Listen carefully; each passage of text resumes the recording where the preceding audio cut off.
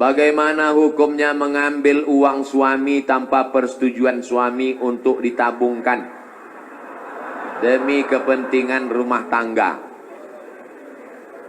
Ini namanya gerakan ibu-ibu kreatif. Seringkali teman yang berbeda agama mengucapkan selamat ketika Idul Fitri. Bagaimana sikap kita untuk membalas hal seperti ini agar tidak dicap sebagai kelompok yang sempit dan fanatik buta?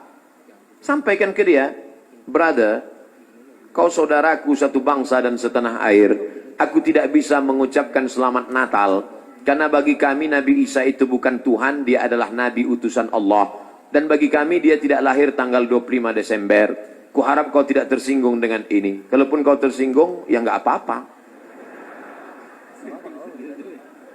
Saya punya sahabat, tidak Islam, tapi saya sampai hari ini masih teman baik. Dan dia tidak tersinggung karena dia tahu keyakinan saya. Itulah makna persahabatan. Persahabatan itu seperti kepompong. Berawal dari ulat menjadi kupu-kupu. Persahabatan itu kan saling memahami, saling mengerti. Bukan kita mengorbankan akidah kita. Bukan berarti dia ucapkan Idul Fitri 1 Syawal, mohon maaf zahir dan batin, lalu kita balas dengan ucapan yang sama. Tapi di hari baik, di hari yang lain, saya tetap datang bersilaturahim. Saya tetap datang berkunjung ke rumahnya. Dia beri saya minuman kaleng. Dia tahu dalam akidah saya makan bekas makanan yang tidak halal tidak boleh. Dia kasih saya kue kotak. Dia kasih saya minuman kaleng. Kami saling menjaga sampai hari ini. Bukan berarti saya tidak punya kawan beda agama. Semoga Ustadz selalu sehat. Amin. Diberkahi. Amin. Dirahmati. Amin. Mohon motivasi. Insya Allah. Pemuda yang berhijrah terkadang merasa putus asa karena selalu teringat dosa di masa lalu. Kalau kau masih ingat dosa, alhamdulillah. Yang khawatir justru kau nggak ingat dosa. Setelah hijrah kau merasa sudah menjadi penghuni surga, yang lain masuk neraka. Setelah hijrah, bapaknya masuk neraka, emaknya masuk neraka. Yang masuk surga cuma dia, istrinya sama gurunya. Di kaplingnya surga itu. Memang dia panitia akhirat. Orang yang diterima taubatnya ketika dia mengenang dosa-dosanya di masa lalu, maka hatinya hancur lebur, air mata tak tertahan menetes. Itu orang yang taubat nasuha. Ini sekarang punya banyak juga yang hijrah ini. Ustadz, saya ini dulu nakal. Kartu kuning sudah datang.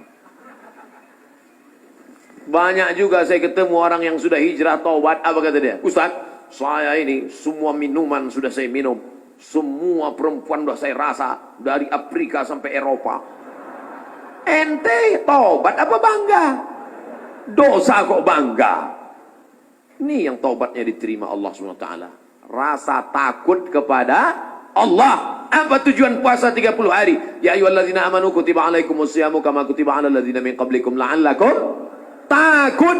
Baik engkau saudaraku, engkau sudah punya rasa takut dalam hati. Dengan bekal takut inilah engkau akan masuk ke dalam surga Allah SWT.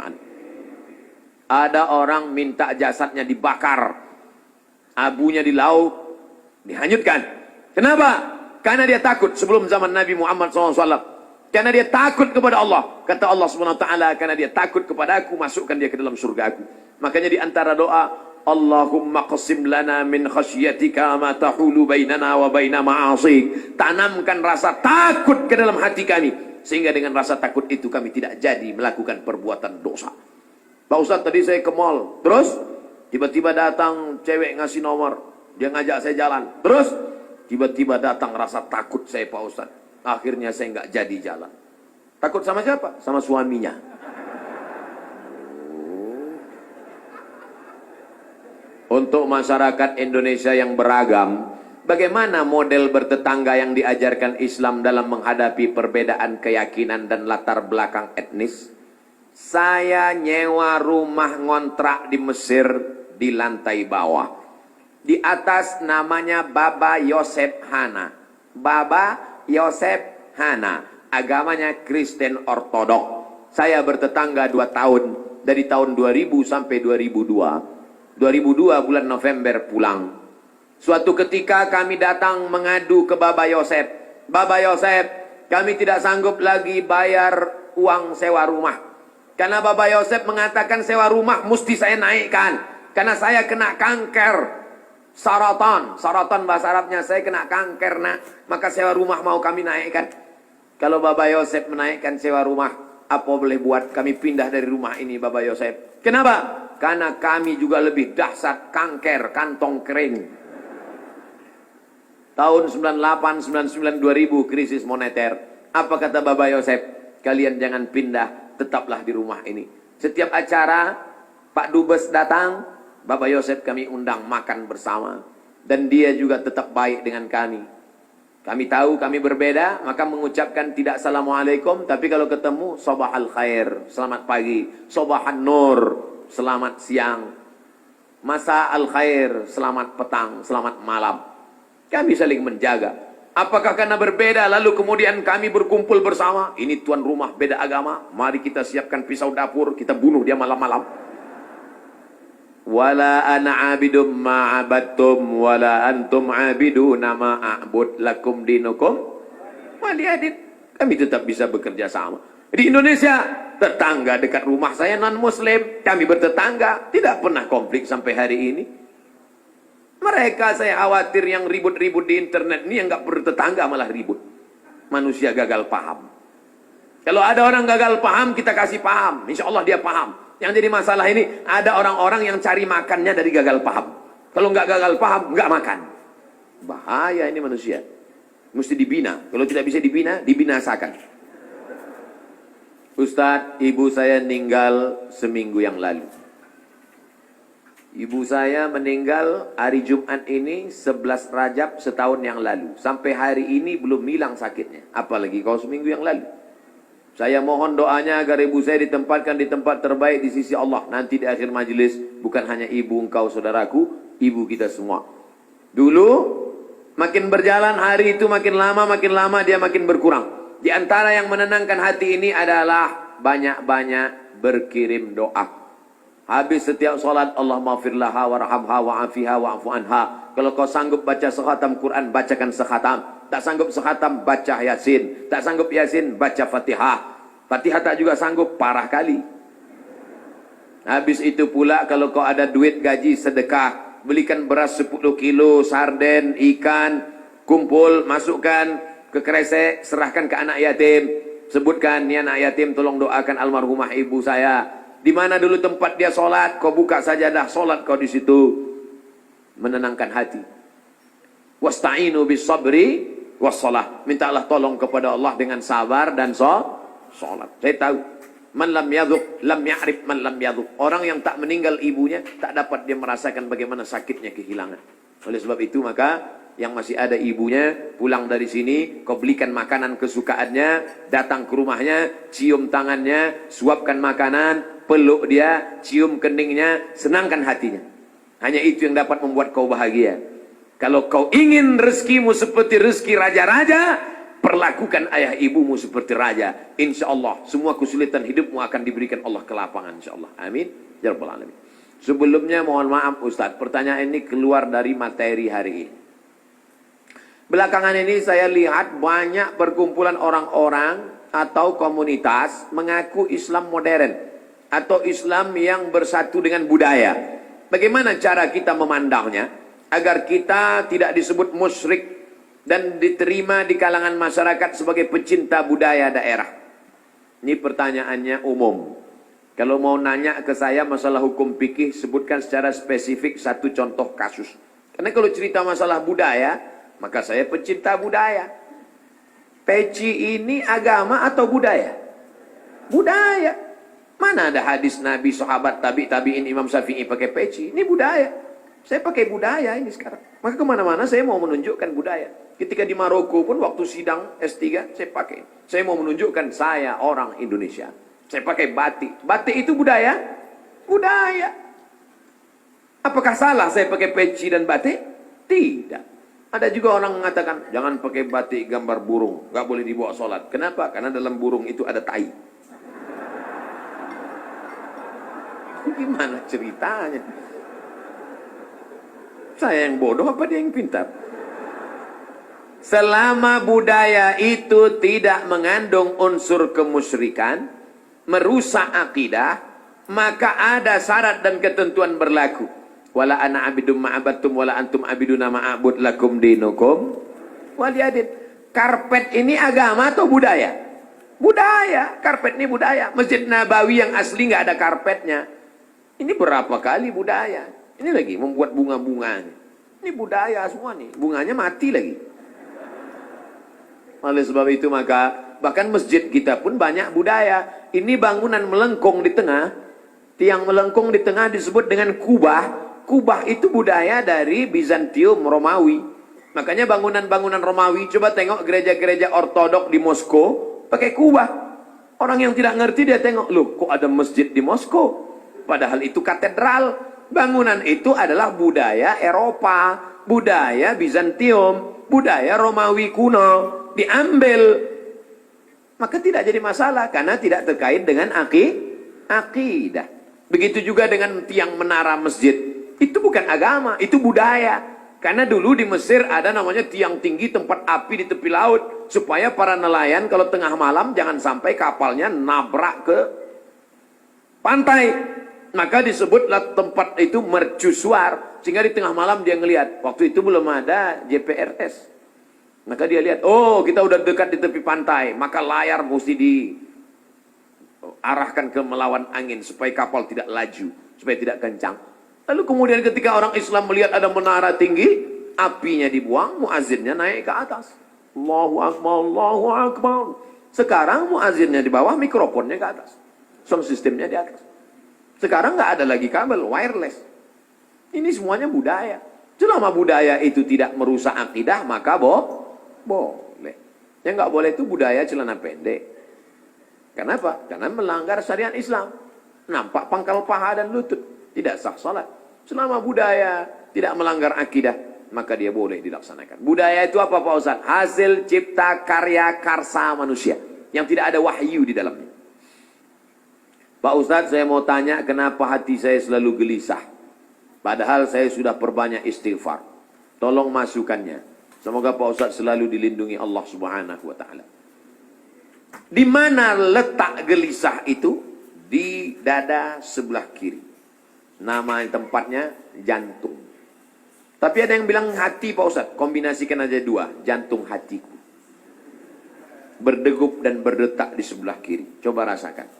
Bagi yang tak merasakan, lapor ke panitia. Kain kapan sudah siap. Makanya kadang kita bangun tidur nggak ada angin, nggak ada hujan, risau, suntuk di dalam. Tapi begitu kita ambil wudhu, sholat, terasa dia seperti kopi yang habis diaduk, tiba-tiba bening. Ala bidzikrillahi tatmainnul qulub. Dengan banyak berzikir mengingat Allah, maka hati akan menjadi tenang. Ya muqallibal qulub, wahai engkau yang membolak-balikkan hati, tsabbit qalbi, kokohkan hatiku. Ala dinik wa ala ta'atik. Apakah materi bisa menenangkan hati? Tidak. Materi hanya bisa menenangkan materi. Materi lambung.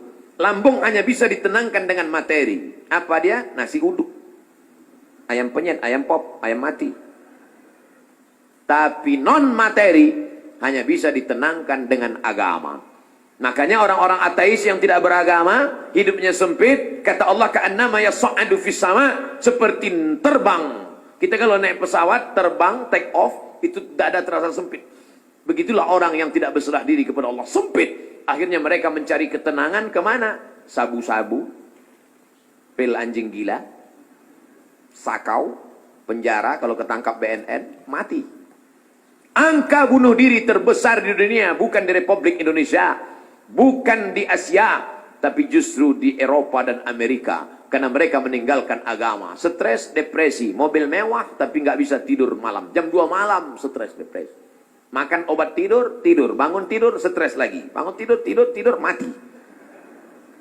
Sementara kita tenang.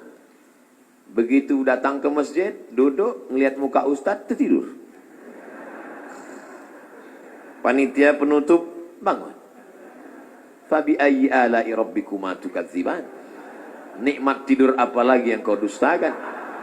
Orang barat setengah mati makan pil tidur supaya bisa tidur. Nama penyakitnya insomnia. Orang kita baru ngelihat. Berikut ini mari kita dengarkan tausiah. Demikianlah tausiah ini saya sampaikan. Kurang apa lagi? Maka kalau ada teman di sebelah tidur, biarkan. Dia sedang mensyukuri nikmat Allah Subhanahu wa taala. Jadi Pak Ustadz jawabannya, perbanyak zikir. Siapa yang bersolawat 1 kali 1 hari 1000 kali, maka sebelum mati dia melihat tempatnya dalam surga. Siapa yang meriwayatkan itu? Ditulis oleh Syekh Ali Jum'ah, Mufti Mesir. Diriwayatkannya dari beberapa riwayat kitab-kitab sahih. Jadi kau berapa kali istighfarnya? Coba amalkan ini. 1 kali 1000 kali. 1 hari 1000 kali. Beli tasbih yang ujungnya ada 10, 100 kali betul. Allahumma sholli ala sayyidina Muhammad wa ala ali Muhammad. Allahumma sholli ala sayyidina Muhammad. Kadang-kadang belum sampai 200 kau udah tertidur. Bangun lagi, sambung lagi. Allahumma sholli ala sayyidina Muhammad.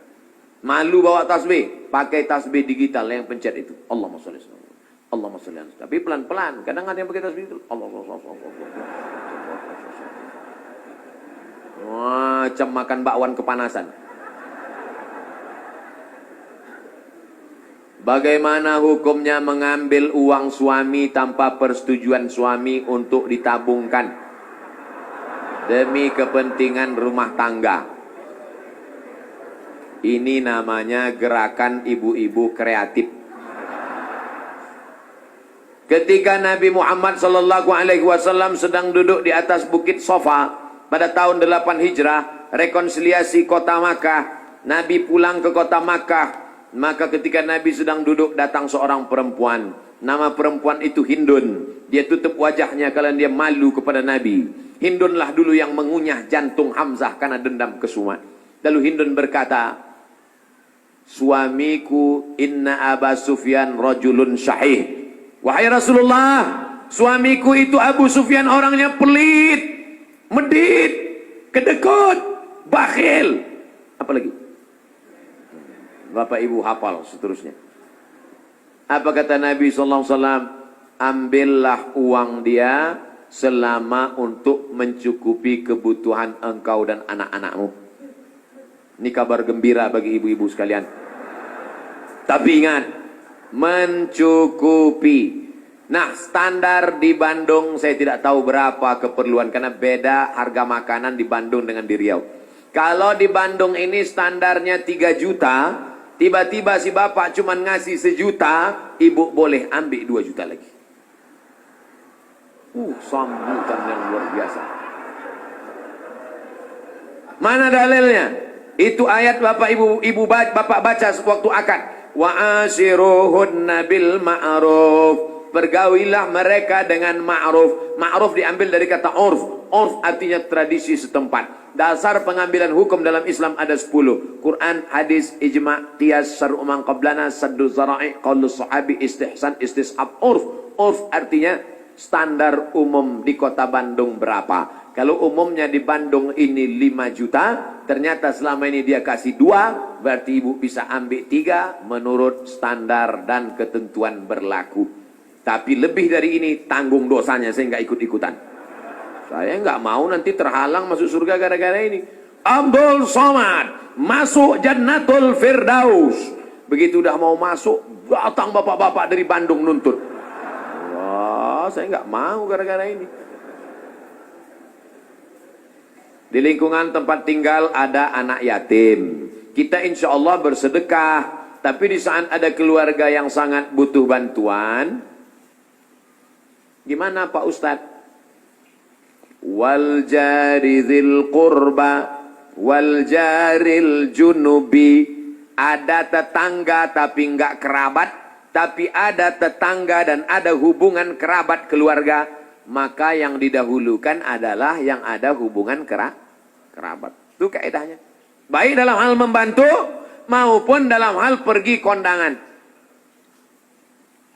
Undangan hari Ahad ada 5. Bagaimana kita menyusun skala prioritasnya?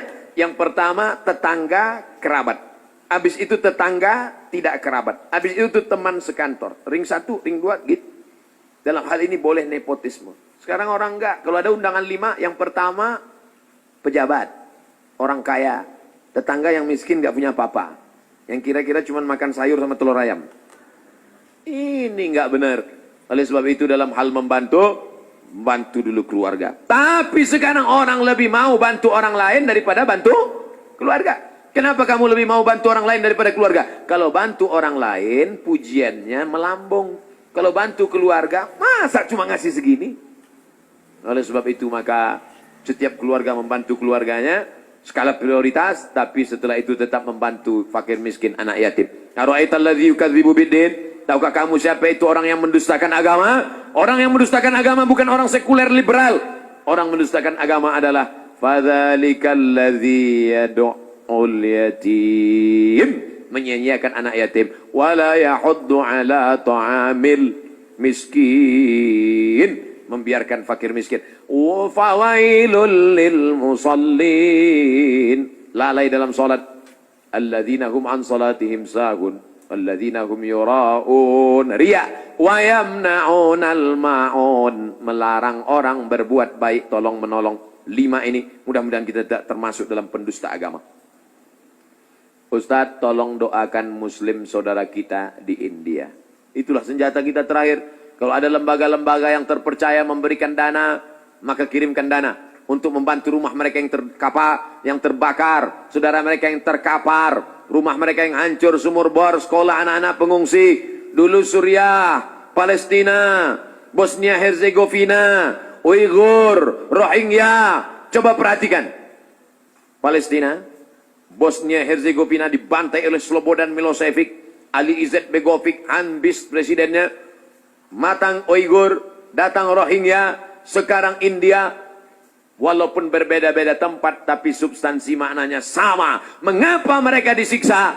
Pertama, karena mereka lahir dalam keadaan la ilaha illallah Muhammadur Rasulullah. Yang kedua, karena mereka minoritas. Di mana-mana kalau kita minoritas, habis kita dibantai. Tapi kalau kita mayoritas, maka kita selalu menjaga kedamaian, keselamatan. Karena kita adalah agama Islam.